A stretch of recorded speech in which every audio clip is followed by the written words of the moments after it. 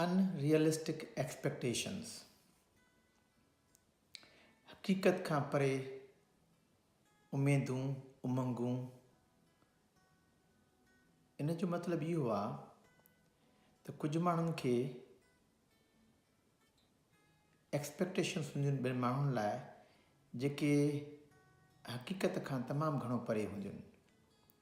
उहे एक्सपेक्टेशन्स पाण जे बारे में थी सघनि थियूं, ॿियनि जे बारे में थी सघनि थियूं। हिन ॻाल्हि जी अहमियत इन करे आहे त अगरि उहे एक्सपेक्टेशन्स, उहे उमेदूं, उहे तमन्नाऊं पूरियूं न थींदियूं त माण्हू खे अंदर में दुख थींदो आहे। मां मिसाल ॾियां थो त कॾहिं कॾहिं माण्हू खे इहो हूंदो आहे त हीअ शइ थियणु घुरिजे, शुड हुजे, मस्ट हुजे, इहा शइ न थींदी त ॻाल्हि ख़राबु थी वेंदी।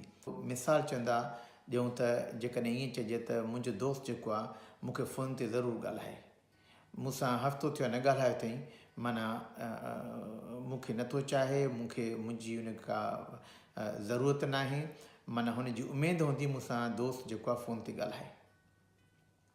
जीअं ॿियूं उमेदूं माण्हू रखंदा आहिनि त जेको आहे मूंखे फेसबुक ते लाइक करे, मूंखे कमेंट्स लिखे फेसबुक ते। असां इहे उमेदूं रखंदा आहियूं माण्हुनि में।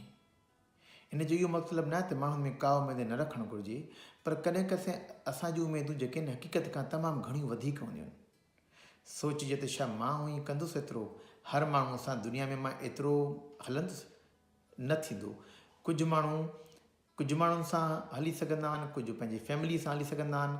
हर माण्हू जूं दुनिया में मुख़्तलिफ़ मजबूरियूं हूंदियूं आहिनि, का मसइला हूंदा आहिनि, पर जॾहिं ॿिया माण्हू उन्हनि जे मथां एॾियूं वॾियूं उमेदूं रखंदा, उमंगूं रखंदा, उहे पूरियूं न थींदियूं, अंदर में दुख थींदो।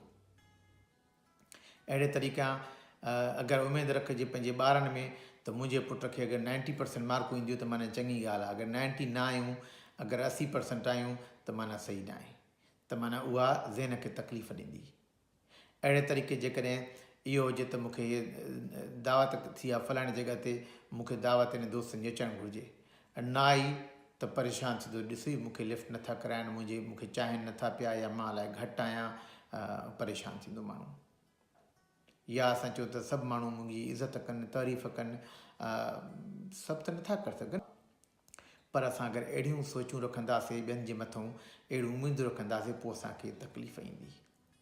हाणे इहे जेके ॻाल्हियूं आहिनि न, इहे अगरि ॾिसूं कॾहिं कॾहिं त असां दुखी रहूं था, परेशान रहूं था, असां सोचूं त उन जा कई सबब हूंदा आहिनि। उनजो हिकिड़ो सबबु इहो बि आहे त असां माण्हुनि जे मथां अनरियलिस्टिक एक्सपेक्टेशन्स या ग़ैर हक़ीक़त पसंदाना या ग़ैर हक़ीक़ी असां ॿियनि जे मथां उमेदूं रखंदा आहियूं, उन्हनि जे मथां जेको आहे तवक़ुआत रखंदा।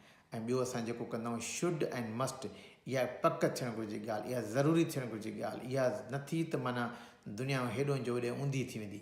ईअं न थींदो आहे, दुनिया ऊंधी न थींदी आहे। ठीकु आहे, का घटि वधाए थींदियूं आहिनि, माण्हू थोरो फ्लैक्सिबल हुजे।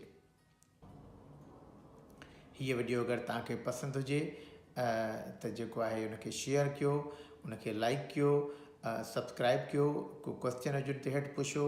महिरबानी तव्हांजी।